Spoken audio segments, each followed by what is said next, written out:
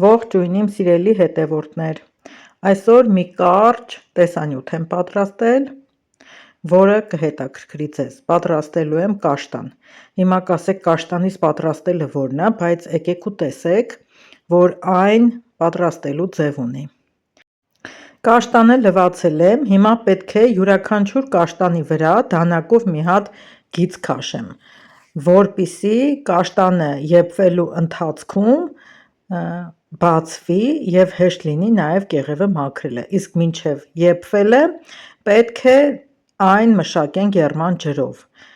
այդ կտրած մասը օգնում է, որպեսզի եռման ջուրը ներս անցնի և կեղևը թուլացնի։ Գծերը քաշեցի, հիմա եռման ջուր ենք լցնում կաշտանի վրա, ես աղ եմ ավելացրել, որպեսզի և համեղ լինի և հեշտ մաքրվի։ Այսպես թողնում ենք 1-ից 1.5 ժամ, պետք է այսպես մնա։ Տեսեք սիրելիներս, ժամանակը լրացել է, ջուրը քամել եմ, հիմա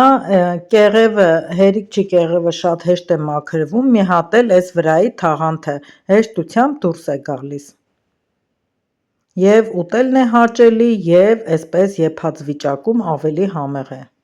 Շատ շատերը կփաստեն, որ հում կաշտանի վրայից կեղևը և թաղանթը դժվարությամբ են դուրս գալիս,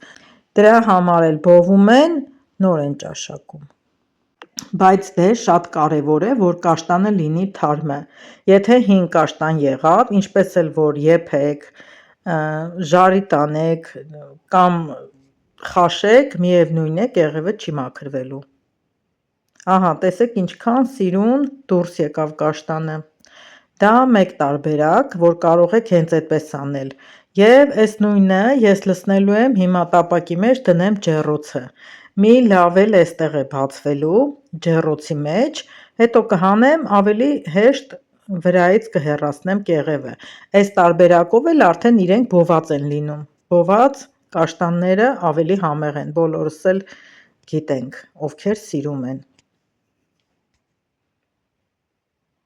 180 աստիճանի տակ դրեցի, 15 րոպե, արդեն տաքացած էր ջեռոցը, որ դրեցի, տեսեք ոնց են բացվել, այդ դանակի խազարած տեղերը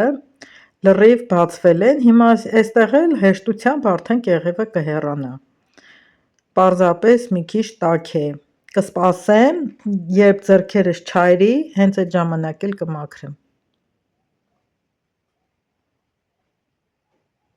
Ամբողջը ես չեմ մաքրելու, յուրաքանչյուրս, ովքեր սիրում են, ամեն մեկս մերը կմաքրի ու կուտի։